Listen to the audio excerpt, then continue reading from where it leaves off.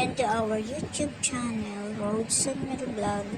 Sa mga hindi pa nakapag-subscribe, subscribe na guys at i-click ang notification bell para palagi kayong updated. So for this video, for today is about the lake, gaano kalinis, gaano ito binabantayan.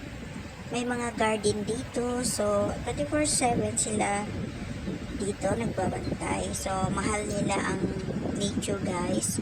So may mga ibon din dito at mga wild duck at may nakikita tayong mga goons. So dito guys, continue to watch our video guys. Ayan. Ayun, may nakikita tayong